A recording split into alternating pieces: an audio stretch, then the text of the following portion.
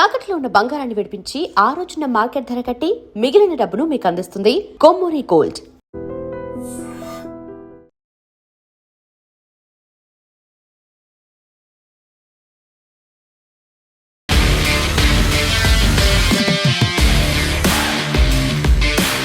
నమస్తే, welcome to I dream talking point with Kavitha. భారతదేశం తన డిఫెన్స్ ఎక్విప్మెంట్ను పెంచుకుంటోంది. ఇందులో భాగంగా రష్యా నుంచి 4వ విడత అత్యాధునిక S-400 గగనతల వ్యవస్థలు భారత్కు చేరేందుకు సిద్ధమయ్యాయి. దీన్నే సుదర్శన్గా పిలుస్తూ ఉంటారు. మే 2వ వారంలో భారత్కి రష్యా వీటిని డెలివరీ చేయనున్నట్లుగా రక్షణ వర్గాలు తెలిపాయి. గత వారమే రష్యాలో షిప్పింగ్కు సిద్ధంగా ఉన్నటువంటి S-400 వ్యవస్థలను భారత వాయుసేన ఉన్నతాధికారులు తనిఖీ చేశారని తెలుస్తోంది. పాకిస్తాన్ నుంచి వచ్చే ముప్పును నిర్మూలించేందుకు రాజస్థాన్లోని సరిహద్దు వెంబడి వీరిని మోహరించనున్నట్లుగా తెలుస్తోంది. ఆపరేషన్ సింధూర్ సమయంలో పాకిస్తాన్ నుంచి వచ్చినటువంటి ప్రతి ముప్పును ఈ S-400లోని క్షిపణులు అత్యంత ఖచ్చితత్వంతో అడ్డుకున్నాయి. అందుకు గుర్తుగా ఆపరేషన్ సింధూర్ వార్షికోత్సవం రోజునే వీటిని భారత్కు డెలివరీ చేసేలా అధికారులు ప్రణాళికలు రచించారు. రష్యాతో కుదిరిన ఒప్పందంలో భాగంగా 5వ చివరి విడత S-400లు నవంబర్లో భారత్కు చేరనున్నాయి. ఆపరేషన్ సింధూర్ సమయంలో భారత్ మొత్తం 11 దీర్ఘశ్రేణి S-400 క్షిపణులను ప్రయోగించి పాక్ యుద్ధ విమానాలు, గగనతల ముందస్తు హెచ్చరిక వ్యవస్థలను, రవాణా విమానాలతో సహా పలు వైమానిక ముప్పులను నిర్వీర్యం చేసినట్లు సమాచారం. ఇప్పుడు అవి ప్రదర్శించినటువంటి సామర్థ్యాన్ని చూసిన తర్వాత మరో 5 S-400లను కొనేందుకు కేంద్ర ప్రభుత్వం ఆమోదం తెలిపింది. దీనికోసమే భారతదేశం తన రక్షణ బడ్జెట్ను కూడా విపరీతంగా పెంచింది. 2026 ఫిబ్రవరి 1న ప్రవేశపెట్టినటువంటి కేంద్ర బడ్జెట్లో రక్షణ రంగానికి ఏకంగా 7.85 లక్షల కోట్లను కేటాయించింది కేంద్ర ప్రభుత్వం. ఇది గతంతో పోలిస్తే 15% ఎక్కువ. ఇందులో 2.19 లక్షల కోట్లను ఫైటర్ జెట్లు, సబ్మెరైన్లు, డ్రోన్లు, స్మార్ట్ వెపన్స్ కొనుగోలు కోసం మూలధన వ్యయంగా కేటాయించారు. మరోవైపు ప్రపంచ సైనిక వ్యయం 2025 నాటికి $2,887 బిలియన్ చేరి రికార్డు సృష్టించింది. ఇది గ్లోబల్ జీడిపిలో 2.5%.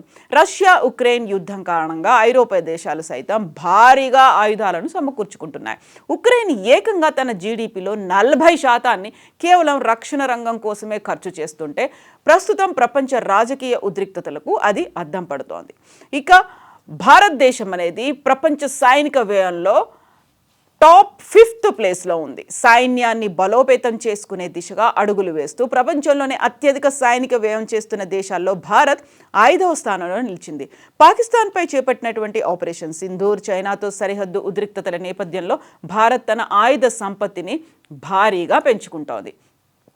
ఇంతకీ ఆ టాప్ 5 కంట్రీస్ ఏవి?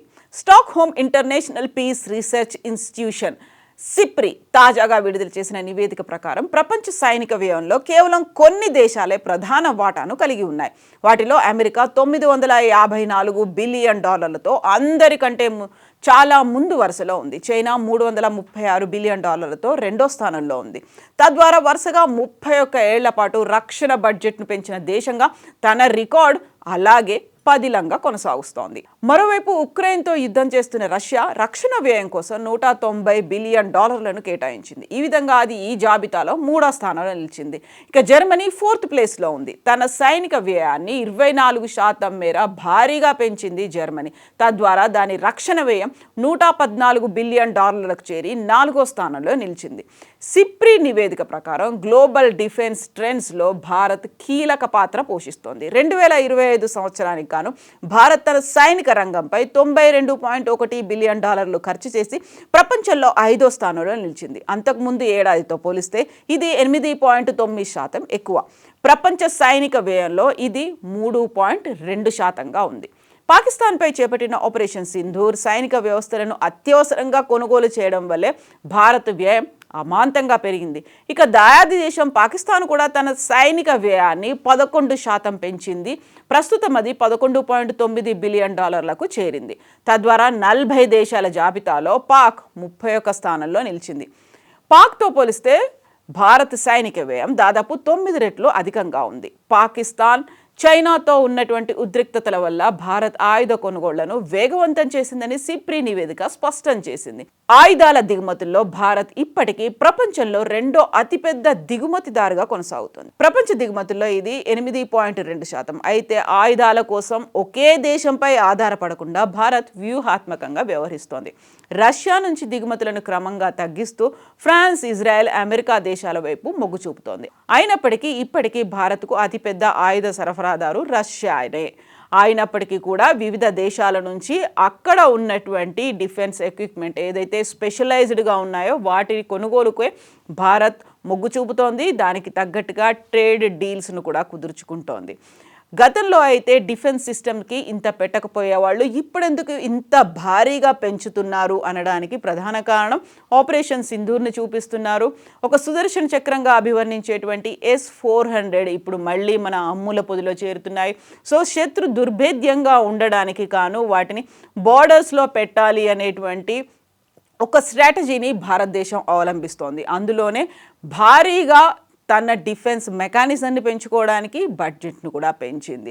ఓవరాల్గా ఎలాంటి నష్టం జరిగినా, ఎవరు ఎలాంటి యుద్ధాన్ని ప్రకటించినా, ఎలాంటి ఆయుధాలు మన వైపు దూసుకొచ్చినా వాటిని అడ్డుకోవడమే లక్ష్యంగా S-400ను భారతదేశం మోహరింపజేయబోతోంది.